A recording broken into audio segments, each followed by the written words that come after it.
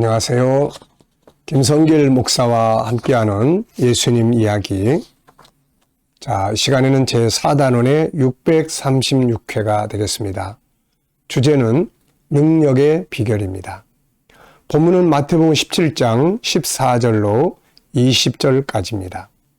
그들이 무리에게 이르매 한 사람이 예수께 와서 끌어엎드려 이르되 주여 내 아들을 불쌍히 여기소서. 그가 간질로 심히 고생하여 자주 불에도 넘어지며 물에도 넘어지는지라. 내가 주의 제자들에게 데리고 왔으나 능히 고치지 못하더이다. 예수께서 대답하여 이르시되 믿음이 없고 배역한 세대여, 내가 얼마나 너희와 함께 있으며 얼마나 너희에게 참으리요. 그를 이리로 데려오라 하시니라. 이에 예수께서 꾸짖으시니 귀신이 나가고 아이가 그때부터 나으니라. 이때에 제자들이 조용히 예수께 나와 이르되 우리는 어찌하여 쫓아내지 못하였나이까. 이르시되 너희 믿음이 작은 까닭이니라. 진실로 너희에게 이르노니 만일 너희에게 믿음이 겨자씨 하나만큼만 있어도 이 산을 명하여 여기서 저기로 옮겨지라 하면 옮겨질 것이요 또 너희가 못할 것이 없으리라. 아멘. 자, 본문을 보면 아들이 귀신 들려 고통받는 아버지가 제자들에게 그 아들을 데리고 왔으나 그들은 아들을 고쳐주지 못했습니다. 그리고 결국 예수님이 그 아들을 치료해 주셨죠. 제자들은 그 상황을 보면서 몹시 궁금했습니다. 그래서 나중에 제자들이 예수님께 물었죠. 우리는 어떻게 해서 어찌하여 쫓아내지 못하였습니까? 이렇게 예수님께 물었어요. 그때 만약에 예수님께서 야, 나는 하나님의 아들이니까 되는 거고 너희는 사람이니까 안 되는 거야 라고 하셨다면 더 이상 이야기가 필요 없죠. 그런데 이때 예수님은 이런 말씀을 하셨습니다. 자, 19절 20절을 다시 한번 보죠. 이때 제자들이 조용히 예수께 나와 이르되 우리는 어찌하여 쫓아내지 못하였나이까. 이르시되 너희 믿음이 작은 까닭이니라. 진실로 너희에게 이르노니 만일 너희에게 믿음이 겨자씨 하나만큼만 있어도 이 산을 명하여 여기서 저기로 옮겨지라 하면 옮겨질 것이요 또 너희가 못할 것이 없으리라. 야, 참 정말 대단한 말씀입니다. 네, 믿음이 겨자씨 하나만. 이 겨자씨는 아주 작은 씨예요. 우리나라의 참깨 이런 걸 생각하시면 돼요.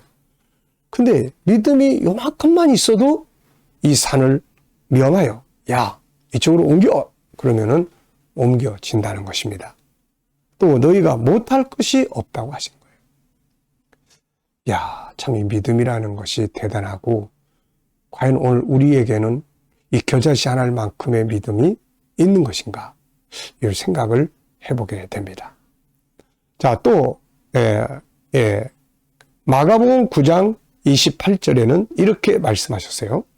집에 들어가심에 제자들이 조용히 묻되 우리는 어찌하여 능히 귀신을 쫓아내지 못하였나이까. 이르시되 기도 외에 다른 곳으로는 이런 종류가 나갈 수 없느니라. 마태복음에서는 너희 믿음이 작기 때문이다. 마가복음에서는 기도 외에 다른 곳으로는 이런 종류가 나갈 수 없느니라. 자, 앞서 말씀드린 것처럼 만약에 예수님이 야, 나는 하나님의 아들이고 너희는 사람인데 당연하지. 나는 쫓아낼 수 있고 너희는 사람이니까 안 되는 거야. 이랬으면은 우리가 이해는 되지만 희망은 없는 거죠. 우리는 어차피 안 돼. 우리는 사람인데 예수님만 하는 일인데 이렇게 이제 하게 되죠. 희망이 없어요. 그런데 예수님이 이런 말씀하셨어요. 너희 믿음이 작은 까닭이다. 그렇다면 믿음이 커지면 할 수 있다는 이야기죠. 또 기도 외에 다른 것으로 이런 능력이 나갈 수 없다. 우리가 기도 많이 하면 이런 일을 할 수 있다. 여기에 희망이 있는 겁니다. 믿음을 키우면 되고 기도하면 되는 것이죠. 이것은 우리가 할 수 있는 일들입니다. 나는 하나님의 아들이니까 되고 너희는 사람이니까 안 되는 거야. 이러면 희망이 없어요. 할 게 아무것도 없는 거예요. 그런데 믿음이 작아서 그러는 거다. 기도하면 된다. 이 말씀을 하셨기 때문에 우리도 할 수 있겠구나. 이런 것들을 알 수가 있죠. 근데 정말 다 그렇게 됐어요. 제자들은 이후에 예수님 승천하신 후에 열흘 동안 열심히 기도했잖아요. 열흘 동안. 그리고 성령이 오셨습니다. 성령이 오시니까 그들 속에 겨자씨보다 큰 믿음들이 꿈틀꿈틀 되기 시작을 합니다. 그리고 주님이 하시던 일들, 귀신을 쫓아내고 병든 자를 치료하면서 복음을 전할 수가 있었습니다. 사도행전 3장을 보면은 베드로가 안진뱅이를 일으켜 세우는 이 장면이 나와 있어요. 베드로는 안진뱅이를 보고 이렇게 외치죠. 야, 금과 은은 내게 없지만 내게 있는 것으로 너에게 주노니 일어나 걸으라. 이 정말 대단한 믿음이죠. 조금도 의심하지 않는 믿음, 그분이 하실 것이라는 절대적인 신뢰, 이 믿음이 안진뱅이를 일으켰습니다. 사도행전 16장을 보면 바울 사도가 빌립보 성에 가서 복음을 전할 때 귀신 들려서 점치는 여인이 뒤쫓아다니면서 계속 귀찮게 했습니다. 그래서 바울이 귀신을 쫓아냈죠.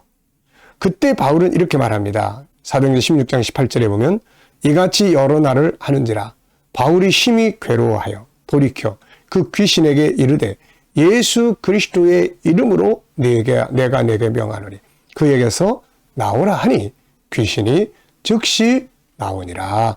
아멘. 자, 예수 그리스도의 이름으로 나오라 하니까 나오는 거예요. 이것도 역시 기도와 믿음을 기반으로 이루어지게 되는 거죠. 우리가 목회하다 보면은 이런 영적 싸움에 부딪힐 때들이 있습니다. 귀인 들린 사람이 온다는. 옛날에는 이런 사람들이 참 많았어요. 가난하고 힘들고 한맺히고 삶이 그러다 보니까 이런 영적인 문제들이 많았어요. 요즘에는 삶이 편안해지고 또 건강 관리들 많이 하고 또 그러니까 이런 일들이 교회 안에 그렇게 많이 등장하지는 않는 것 같아요. 그런데 그때도 보면은 역시 믿음이 강하게 있을 때는 이게 나가요. 근데 그렇지 않을 때는 아무리 나가라고 해도 내가 왜 나가? 그리고 안 나가게 되는 거죠, 이렇게. 자, 그렇다면 믿음은 어디서 올까요? 믿음은 성령 충만할 때 옵니다. 말씀이 충만할 때 생깁니다. 기도를 충만하게 하면 믿음이 강화돼요. 그래서 성령이 충만해질 때 보면 뭔가 할 수 있다고 하는 이런 확신이 탁 들어요. 그래서 제가 이게 간이 붙는 거 아니야 이거? 담대해진다. 서양 사람들도 평상시에 말 못하던 거를 술 마시고 한다고 그러잖아요. 뭔가 이렇게 간이 부었죠. 간이 부었네. 그러니까 저렇게 엉뚱한 소리 하지. 평상시 같으면 못하는데 성령의 감동이 이와 같은 거예요. 그래서 어떤 일을 할 때는 먼저 항상 기도와 말씀으로 믿음의 분량을 키워야 돼요. 성령이 충만하도록 역사를 해야 돼요. 그런 다음에 그 일 앞에 나서면 담대해지게 됩니다. 로마서 10장 17절은 믿음은 말씀에서 온다고 이야기를 합니다. 믿음은 기도에서 와요. 성령의 감동에서 옵니다. 믿음은 또 훈련에서 오는 거예요. 그래서 믿음은 보물입니다. 큰 믿음을 가지면 큰 역사가 나타나고 작은 믿음을 가지면 작은 역사가 나오겠죠. 믿음을 키우는 게 우리의 할 일입니다. 믿음을 성장시키기 위해서 필요한 것은 기도와 말씀이에요. 기도와 말씀은 우리 안에 성령이 충만하게 하며 성령이 충만해지면 큰 믿음이 생깁니다. 그리고 믿음이 커지면 역사가 일어나는 거죠. 마태복음 15장 28절에 보면은 가나안 여인이 있습니다. 그 여인도 자기 딸이 귀신 들려서 고통받는 엄마였어요. 근데 이 엄마가 예수님께 와가지고 여러 가지 시험을 거치면서 그래도 변하지 않고 큰 믿음을 가지고 있었어요. 그때 예수님께서 이런 말씀을 하십니다.